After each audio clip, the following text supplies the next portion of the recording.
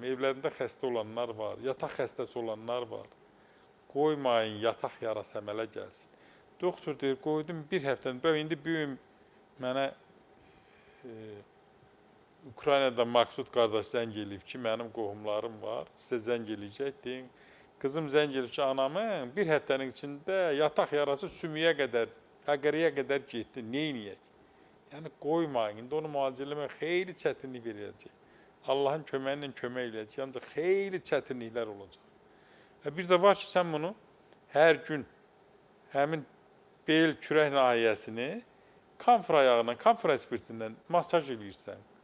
İstədiyin nə ilənsə masaj eləyirsən. Qoymursan durğunluq yarana və yara əmələ gəlmir onda. Yataq yarası. Xüsusilə bu insult xəstələrinə, infarkt xəstələrinə aiddir. Yataq xəstələrinə aiddir ki, yataq yarası əmələ gəlməyə qoymuyor. İndi birdən gördün əmələ gəldi, tez əlaqə saxlayın, məsləhət verək, formalaşmasın, artmasın.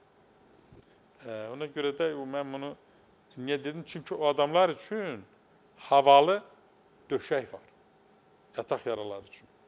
Bakıda var, Azərbaycanda var. Onu salırsan altına, özü masaj eləyir.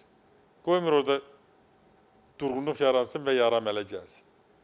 Ona görə də o insultlu xəstələr, yəni pariz, paraliz olanda o döşəklərdən istifadə eləmək çox gözəl effekt verir. Nəysə, Allah köməyiniz olsun.